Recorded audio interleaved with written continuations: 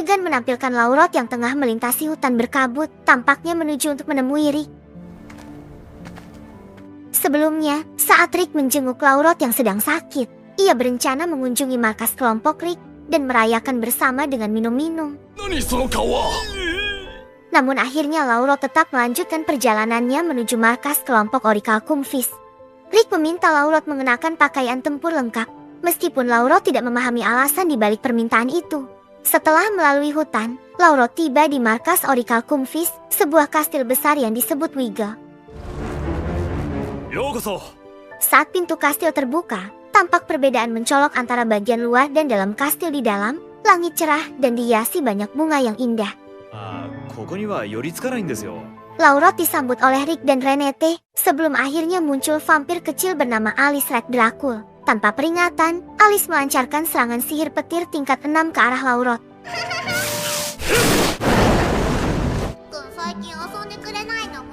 Renate pun mengancam akan menggunakan biaya makanan Alice untuk memperbaiki kerusakan yang disebabkan olehnya. Mendengar ancaman tersebut, Alice segera meminta maaf, meski tetap terlihat imut namun berbahaya.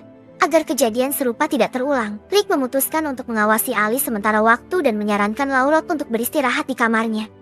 Di kamarnya, Laurot secara tidak sengaja melihat Mizet sedang membersihkan senjata dari jendela. Ia pun memutuskan untuk menghampirinya, dan Mizet menyambutnya dengan hangat.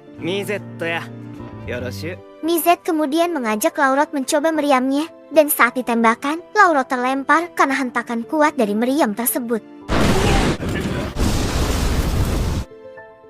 Kemudian, saat berkeliling di dalam kastil, Laurot melihat Broxton sedang membaca buku. Menyadari kehadiran Laurot, Broxton mengajaknya masuk.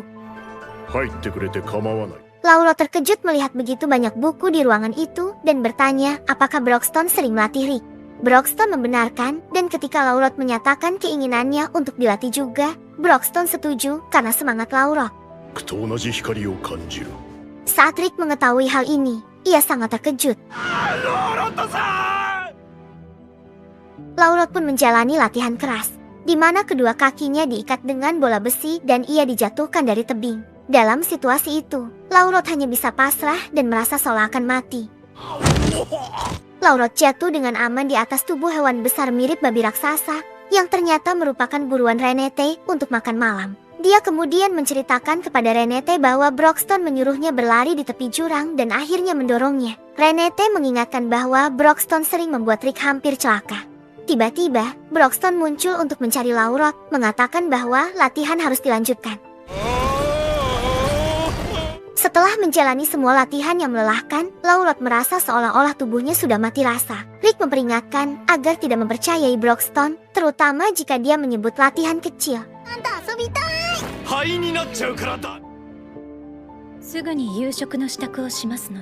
Saat mereka minum teh bersama, Laurot bertanya tentang hubungan Rick dan Renate. Rick menjawab bahwa tidak ada apa-apa di antara mereka, meskipun umurnya sudah 30-an. Namun, Laurot menekankan bahwa usia bukanlah masalah. Bahkan dia dan istrinya terpaut 20 tahun. Laurot pun mendorong Rick untuk mendekati Renate. Ketika makan malam, Laurot memberikan isyarat kepada Rick untuk lebih mendekati Renate. Setelah itu, Laurot bertanya tentang kemampuan khusus Rick. Broxton menjelaskan bahwa kemampuan Rick hanya muncul pada situasi tertentu, dan Rick belum bisa mengendalikannya sepenuhnya. Namun, Rick sudah berada di tingkat S, dan jika kekuatannya aktif, dia bahkan bisa melampaui anggota Oracle Kumpvis lainnya. Setelah berdiskusi tentang Rick, Broxton menanyakan kepada Laurot yang bekerja di pusat, apakah dia tahu tentang batu sihir yang disebut 6 permata dalam legenda Yamato. Rick menjelaskan bahwa mereka berencana mengalahkan Kaisar Al-Sapiat, dan 6 permata adalah kunci untuk membuka gerbang tempat kaisar itu tertidur. Mizet menambahkan bahwa batu-batu tersebut aktif setiap 200 tahun sekali, dan siklus itu sudah tiba, sehingga mereka seharusnya memiliki energi sihir yang kuat. Laurot belum memiliki informasi tentang hal itu, tetapi dia berjanji akan menyelidikinya di Departemen Informasi Rahasia. Di sisi lain, Rick yang berusaha mendekati Renate merasa canggung karena Renate terlalu unggul dalam segala hal, membuatnya sulit menemukan waktu yang tepat. Keesokan harinya, di sebuah serikat petualang, seorang gadis bernama Rei sedang membersihkan lantai sambil mengomel. Merasa sebagai petualang seharusnya dia tidak perlu melakukan pekerjaan seperti ini. Sementara itu, Broxton, Alice, dan Rick berada di sana untuk mengambil misi. Tetapi ditolak oleh resepsionis karena persyaratan minimal 4 anggota dalam satu kelompok, sedangkan mereka hanya bertiga. Broxton meminta resepsionis untuk mencarikan satu orang tambahan, dan resepsionis menunjuk Rei. Meskipun awalnya ragu, Rei akhirnya setuju bergabung dengan sikap penuh percaya diri. Dengan demikian, tim mereka lengkap dan misi pun dimulai. Selama perjalanan, Rei bertanya mengenai tujuan mereka, dan Rick menjelaskan bahwa mereka mencari batu sihir. Rei segera menunjukkan sikap sombong, mengklaim bahwa meskipun dia saat ini peringkat F, dia akan cepat naik ke peringkat A. Sikap Rei semakin tinggi hati setelah mengetahui bahwa Rick baru saja naik ke peringkat T. Setelah waktu yang lama berjalan, mereka akhirnya tiba di lokasi batu sihir. Di kastil, Mizet dan Renette menunggu, dengan Mizet sibuk mengerjakan sesuatu. Tiba-tiba, sebuah pipa besi secara diam-diam mendekati Renette. Mizet mulai menggunakan alat itu untuk mengalirkan angin dan mengangkat rok Renette secara perlahan. Namun, Renette mendeteksi gerakan tersebut dan muncul di belakang Mizet, menanyakan tentang alat itu. Mizet menjelaskan bahwa alat tersebut adalah pembuat angin tanpa sihir yang disebut Maichin Kun si pekerja keras, dan Renette secara tidak sengaja merusaknya.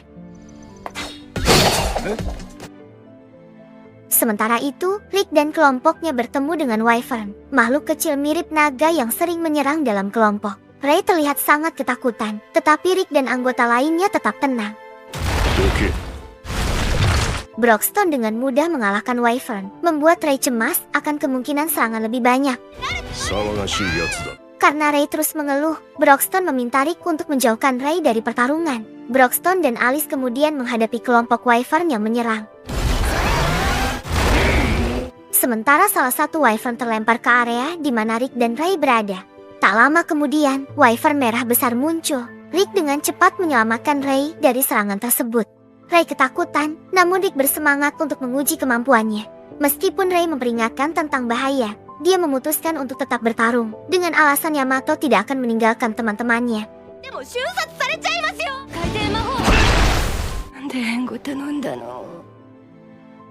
Keesokan harinya, Rei menceritakan pengalamannya kepada resepsionis. Kelompok Rick membawa pulang satu Wyvern sebagai makanan, dan Rei bertekad untuk naik peringkat menjadi rank S. Di markas Oracle Kumfis, mereka berhasil memperoleh permata bunga merah tua dari sarang Wyvern yang memungkinkan mereka melacak permata lainnya. Mizet menggunakan sihir alam tingkat 6 untuk menentukan lokasi permata berikutnya di Heraktopia, sebuah kota dengan koloseum. Sementara terlihat seorang wanita yang terlihat siap untuk bertarung.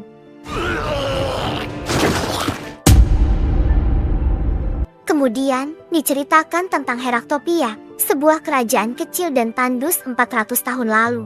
Raja keempat, Alexander Heraktopia, membangun sebuah koloseum di kota Knuckle Persi, tempat diadakannya turnamen adu jotos.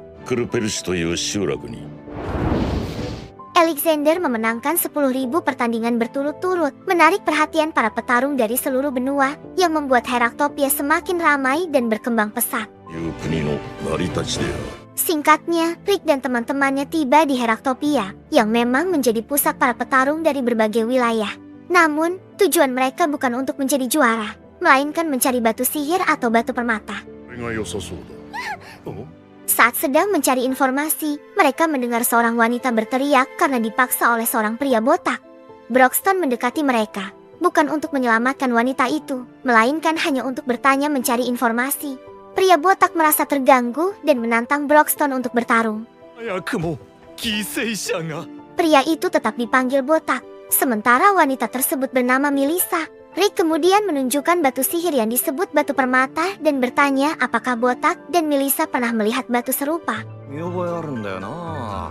Broxton menekankan bahwa informasi dari Melissa dan botak sangat krusial bagi kelangsungan hidup dunia.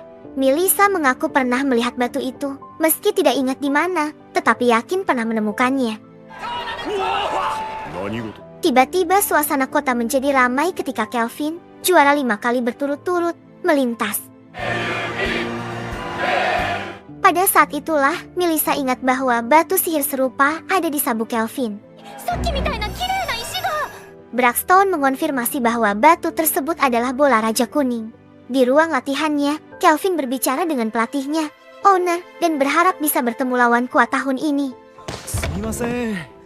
Tak lama kemudian, Rick dan timnya datang, dan tanpa basa-basi, Braxton meminta Kelvin menyerahkan sabuk championnya. Braxton menjelaskan bahwa dia hanya membutuhkan kristal di sabuk itu yang telah lama dicari oleh orang lain. Kelvin, yang merasakan kejujuran dari Braxton, tetap tenang, namun menegaskan bahwa dia tidak akan menyerahkan sabuknya begitu saja, karena itu adalah simbol kebanggaan kota. Akhirnya, Braxton pergi tanpa banyak bicara. Setelah mereka pergi, Kelvin menyadari bahwa Rick dan timnya bukan orang sembarangan. Kelvin dapat merasakan bahwa meskipun Rick tampak biasa saja, ada kekuatan tersembunyi dalam dirinya yang tercermin dari tubuhnya yang terlatih. Tatapan Renate yang tajam juga menandakan bahwa dia bukan orang sembarangan. Namun, bagi Kelvin, Braxton adalah yang terkuat di antara mereka, membuatnya semakin bersemangat untuk menghadapi tantangan. Braxton pun menjelaskan bahwa satu-satunya cara untuk mendapatkan batu tersebut adalah dengan memenangkan turnamen Raja Tinju. Turnamen ini memiliki sistem kualifikasi di mana peserta akan diadu secara acak di Liga Barat, Timur, Selatan, dan Utara, dan babak final dilakukan dengan sistem gugur. Braxton menyarankan Rick untuk masuk ke Liga Barat, sementara dia sendiri akan berada di Liga Timur.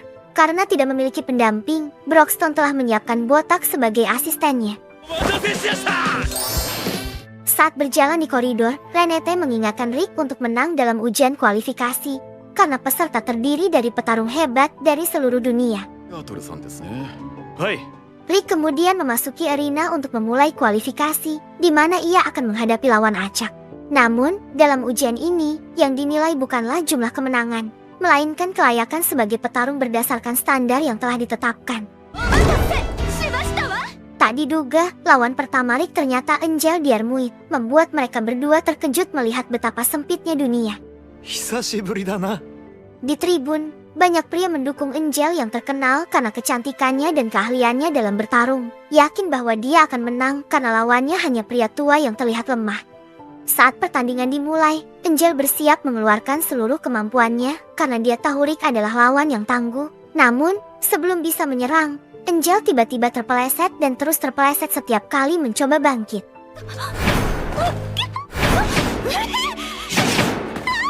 Rick dengan percaya diri menjelaskan bahwa itu adalah teknik baru yang ia ciptakan. Jurus pertama dari 8 penahanan diri yang disebut menyapu kaki lawan. Dia menegaskan bahwa dia tidak ingin melukai Angel. Jadi dia hanya menggunakan teknik tersebut. Angel langsung menyerah dalam pertandingan tersebut. Setelah pertandingan usai, Angel mendekati Rick dan mengeluh sambil merengek, merasa dipermalukan di depan penonton. Melihat Angel menangis, Rick merasa tidak enak dan mengajaknya makan bersama untuk menenangkannya.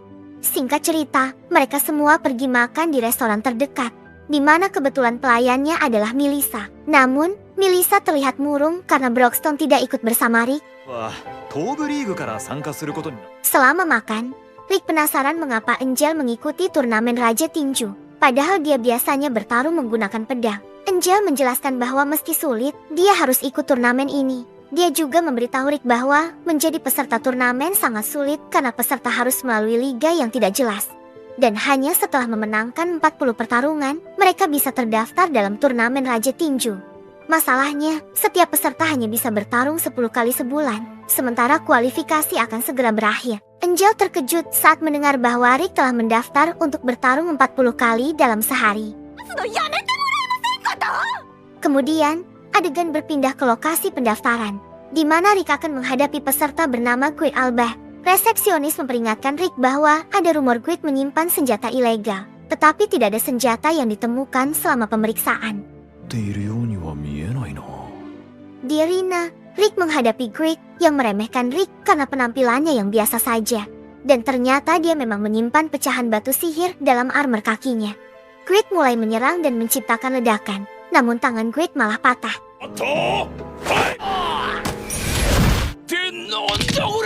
Selama latihan, Grid biasa menghancurkan batu dengan mudah, tetapi kali ini batu sihirnya terbongkar.